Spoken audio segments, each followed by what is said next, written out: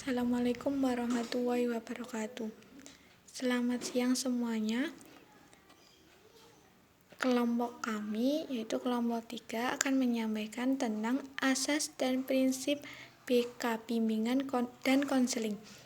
Nah, di sini kita akan menjadi 3 tahap, yaitu yang pertama ada asas bimbingan dan konseling.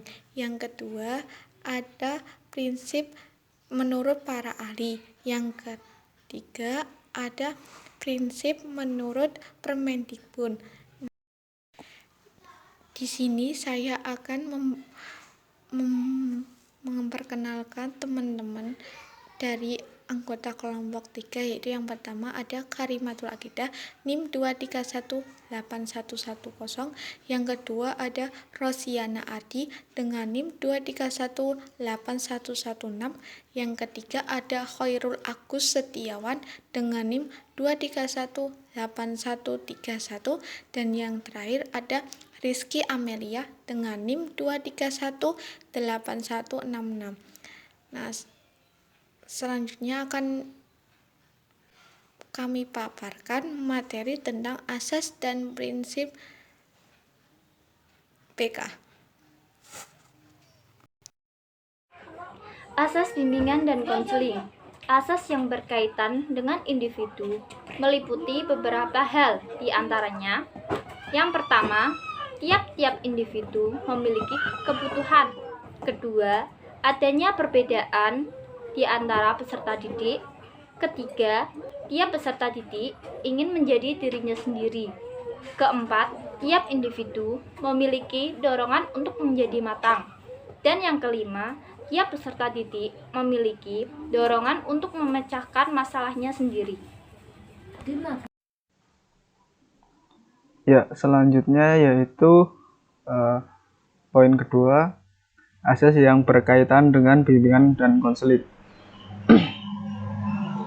Menurut Prayitno tahun 2004, ada 12 asas yang harus diterapkan dalam kegiatan bimbingan dan konseling, yaitu asas kerahasiaan, kesukarelaan, keterbukaan, kekinian, kemandirian, kegiatan, kedinamisan, keterpaduan, kenormatifan, keahlian, ahli tangan, dan tuturi handayani.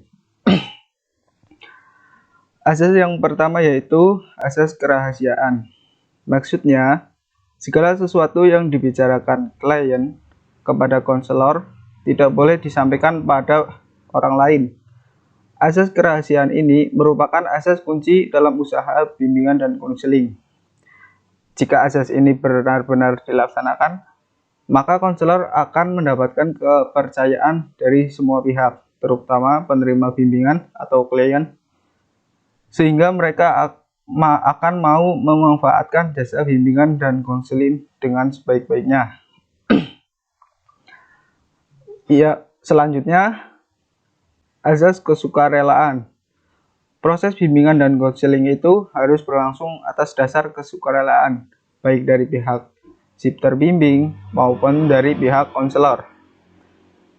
Klien diharapkan suka dan rela menyampaikan masalah yang dihadapinya, dan konselor hendaknya tidak terpaksa melaksanakan tugasnya membantu individu yang membutuhkan.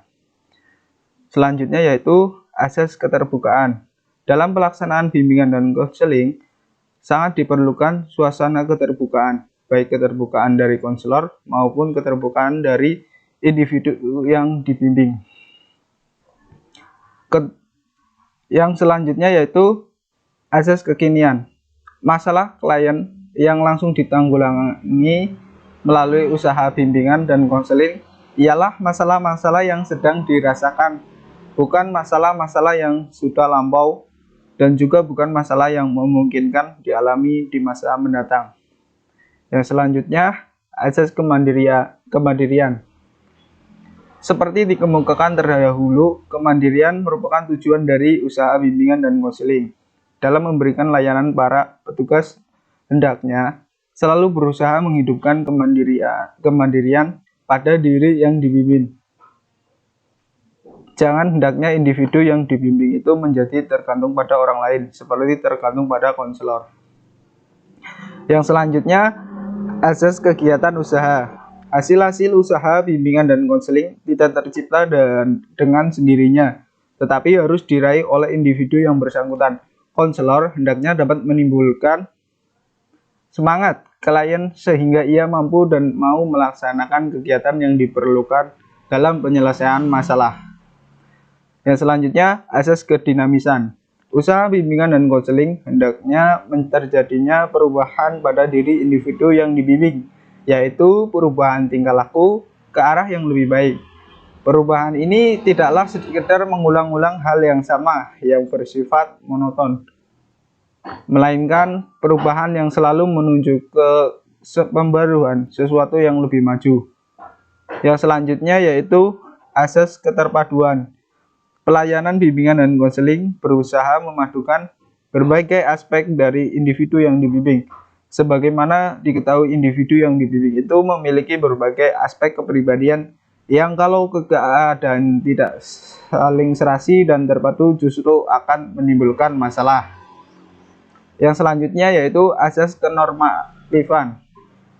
Usaha bimbingan dan konseling tidak boleh bertentangan dengan norma-norma yang berlaku, baik dituju dari norma agama, norma adat, norma hukum atau negara, norma ilmu maupun kebiasaan sehari-hari. Asas kenormatifan ini diterapkan terhadap isi maupun proses penyelenggaraan bimbingan dan konseling.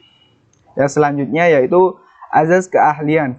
Usaha bimbingan dan konseling perlu dilakukan asas keahlian secara teratur dan sistematik dengan menggunakan prosedur, teknik, dan alat atau instrumentasi bimbingan dan konseling yang memadai. Untuk itu, para konselor perlu mendapat latihan secukupnya, sehingga dengan itu akan dicapai keberhasilan berusaha pemberian layanan.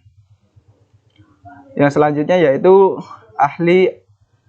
asas ahli tangan atau rujukan. Dalam pemberian layanan bimbingan dan konseling, asas ahli tangan jika konselor sudah mengerahkan segenap kemampuannya untuk membantu individu, namun individu itu bersangkutan belum dapat terbantu sebagaimana yang diharapkan, maka konselor dapat mengirim individu tersebut kepada petugas atau badan yang lebih ahli. Yang selanjutnya yaitu asas Tutwuri Handayani. Asas ini menuntut agar pelayanan bimbingan dan konseling tidak hanya dirasakan pada waktu klien mengalami masalah dan menghadap konselor saja, namun di luar hubungan proses bantuan bimbingan dan konseling pun hendaknya dirasakan adanya dan manfaatnya pelayanan bimbingan dan konseling itu. Terima kasih.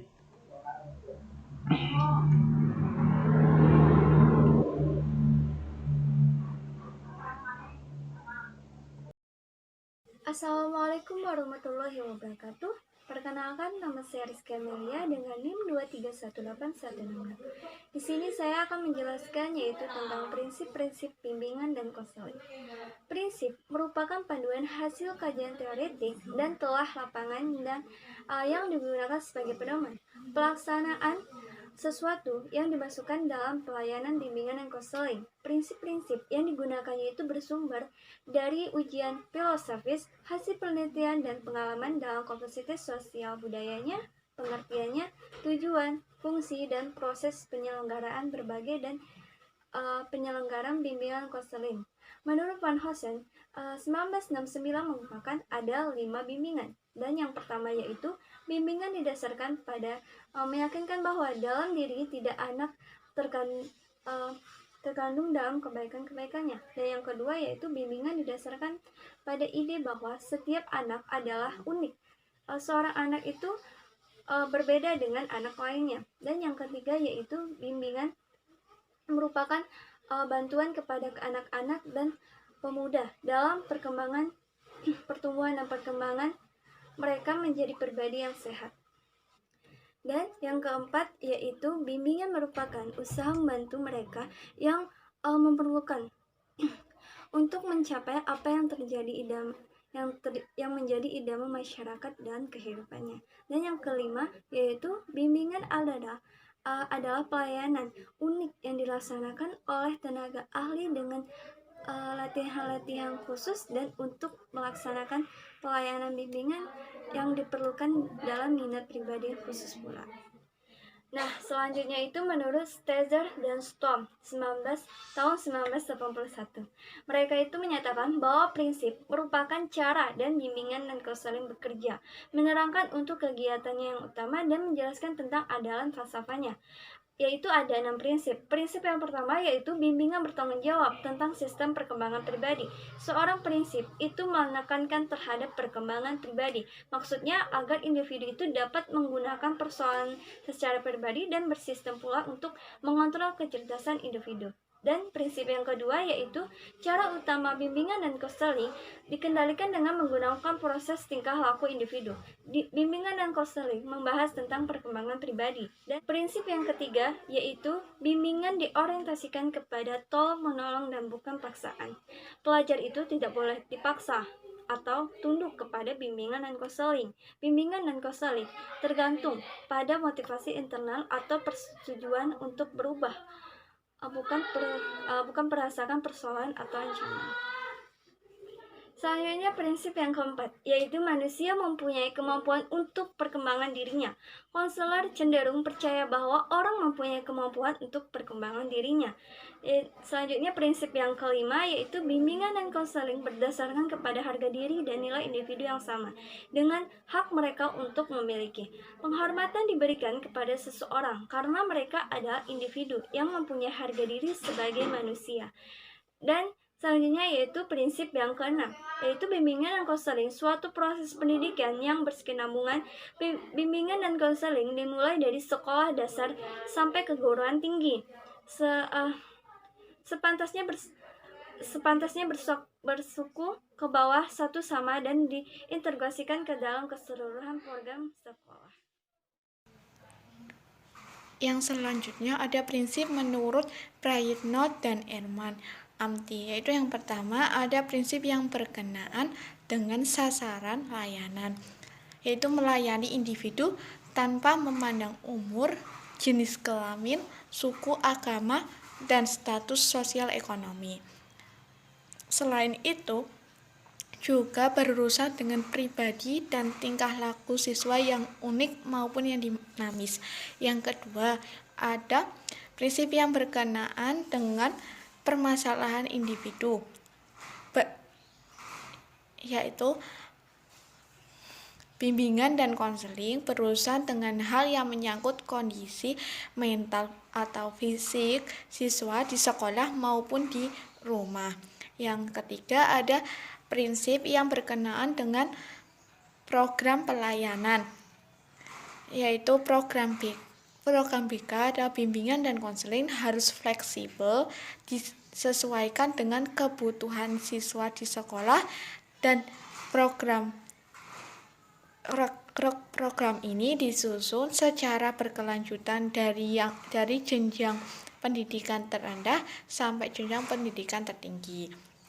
Nah, yang keempat itu ada prinsip yang berkenaan dengan tujuan dan pelaksanaan pelayanan, yaitu bimbingan dan konseling mengarahkan untuk mengembangkan individu menghadapi suatu permasalahan yang permasalahan tersebut nantinya harus ditangani oleh tenaga ahli bidang yang relevan dan bekerja sama dengan guru pembimbing, guru-guru lain, maupun orang tua. Yang terakhir ada prinsip menurut Permendikbud nomor 111 tahun 2004 pasal 5, yaitu yang pertama diperuntukkan bagi semua dan tidak diskriminatif, yaitu bahwa bimbingan diberikan kepada semua peserta didik baik yang bermasalah maupun tidak bermasalah, atau baik laki-laki maupun perempuan, baik anak-anak, dewasa, maupun yang lainnya, yaitu tanpa diskriminatif. Yang kedua ada merupakan proses individuasi, yaitu siswa yang bersifat unik dan dinamis melalui bimbingan peserta didik yang dibantu untuk menjadi dirinya sendiri. Yang ketiga ada menekankan pada nilai yang positif, yaitu upaya memberikan panduan untuk membangun pandangan positif dan mengembangkan nilai positif yang ada di lingkungan maupun yang ada di dirinya. Yang keempat ada merupakan tanggung jawab bersama antara kepala satuan pendidikan, yaitu bimbingan dan konseling bukan hanya tanggung jawab guru pembimbing, tetapi tanggung jawab guru-guru yang lain juga dan pimpinan satuan pendidikan yang sesuai dengan tugas dan kewenangannya. Yang terakhir ada bersifat fleksibel dan adaptasi serta berkelanjutan, yaitu layanan bimbingan dan konseling harus mempertimbangkan situasi dan kondisi peserta didik, daya dukung sarana dan prasarana yang tersedia.